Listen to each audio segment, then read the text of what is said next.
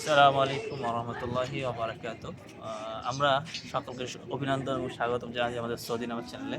আমরা এখন আছি সৌদি আরবের রাজধানী রিয়াদে অবস্থিত কসরুল হাকাম বা শাসকদের প্রাসাদে। এই প্রাসাদটি সর্বপ্রথম প্রতিষ্ঠা করে জাহাম বিন দাওস 1160 হিজরি মোতাবেক 1747 সালে।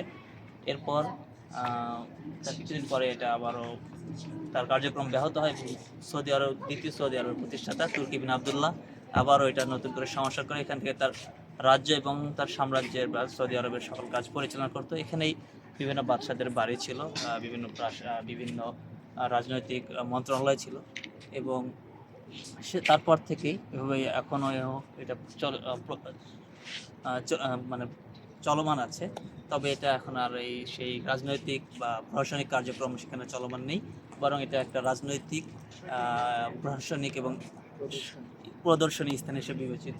সৌদি আরবের রিয়াদে যারা আসে তারা সকলে এটা দেখতে আসে। সেখানে প্রাচীন দিরিয়ার একটা ছাপ তুলে ধরা হয়েছে, বিশেষ করে তার প্রশাসনিক কাঠামো, তার স্থাপত্য এবং তার রাজনৈতিক কাঠামো এবং প্রশাসন ব্যবস্থা কেমন ছিল এই এই ছোট ছোট স্থাপনার মাধ্যমে ফুটে উঠেছে। তো আজকে এই পর্যন্তই। সকলকেই স্বাগত ও সকলকেই ধন্যবাদ জানাচ্ছি আমাদের এই এই সৌদি নামাজ।